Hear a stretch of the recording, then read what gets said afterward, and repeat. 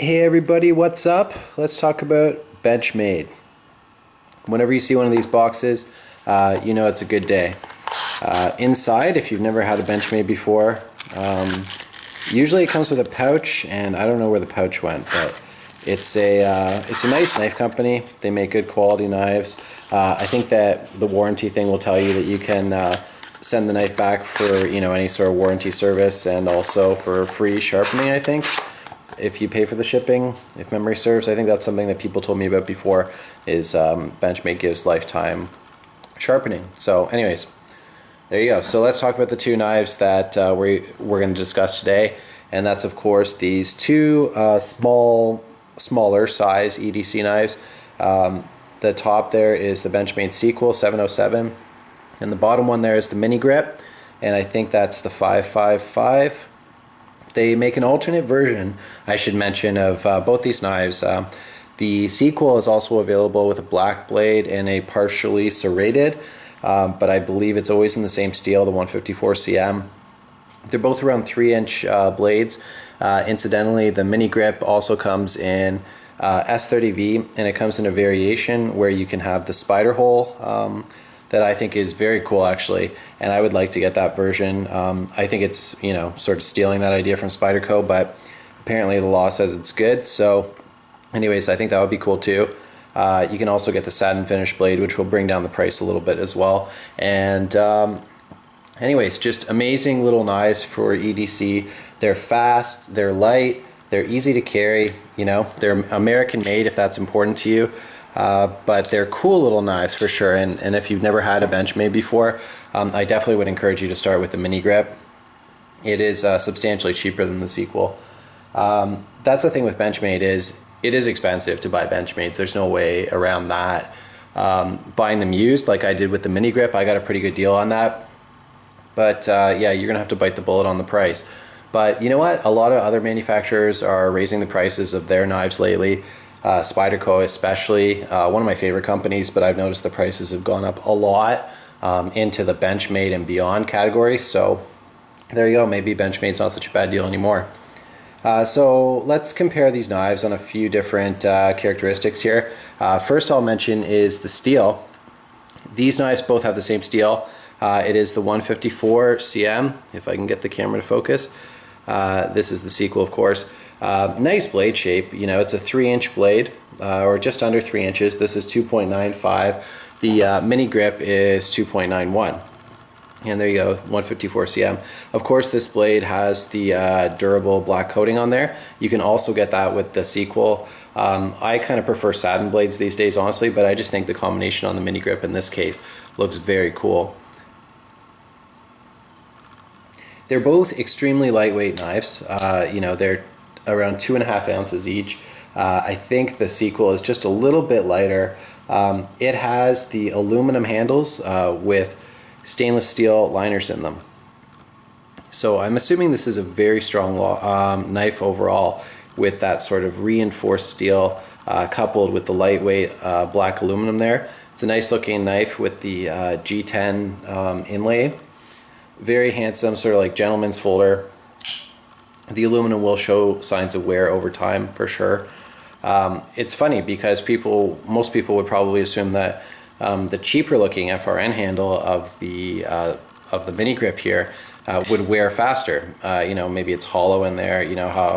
How durable could that really be compared to steel and aluminum? But I think it depends what you're doing. I think for light duty wear, sort of like scuffing and whatnot, this handle will be better. But maybe if you were like torquing it, or really trying to destroy the knife, the full steel liners, because there are steel liners inside this one, they're just not completely, they're nested inside the FRN, but maybe that would make some sort of strength advantage. I'm not really sure. As far as the lock is concerned, it's identical. It's the Axis lock, which is a great lock because it's fast and it's easy to operate. You can go completely ambidextrous on it. It's all good. From all the hard use videos I've seen of Benchmade on YouTube, it can be a very strong lock as well. It's not going to be at the level of the Triad, but I just think overall the Axis lock, due to the ease of operability and speed and all that kind of good stuff, I think it's one of the best locks, if not the best lock on the market. As you can see from all the opening and closing, I would say one of the main advantages of this knife is the speed. I just think that's the perfect sort of EDC balance there, where it's like small enough to carry, but like when you take it out of the pocket, it's got a big enough blade. 3 inches is pretty big. And yeah, it's fast and easy to open and close. I like that. The black coated blade on this one, as I said before, it adds a little bit of cost. Where I am, you're not going to believe how much the mini grips go for. It's crazy, really. I looked at the price on this one tonight, 140 Canadian. You can convert that to US if you want to. I'm sure it's a lot cheaper in the States. I bet you could get a satin version of the mini grip for less than 80 bucks in the US, American dollars, of course. The sequel is substantially more. So remember, 140 plus tax for that one here. And this one is $210 for the coated blade one, to go like apples to apples there, or it is $192 for this version. So that's a lot of money, but basically a $50 difference where I am. I have a feeling in the US the difference is much more substantial.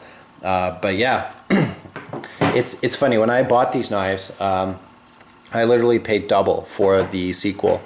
I paid $80 buying this used off Craigslist for the mini grip there with the coated blade, so that's an amazing deal considering what it costs now. And this one, I think I paid $165, and yeah, now they're saying it's $192, so there you go.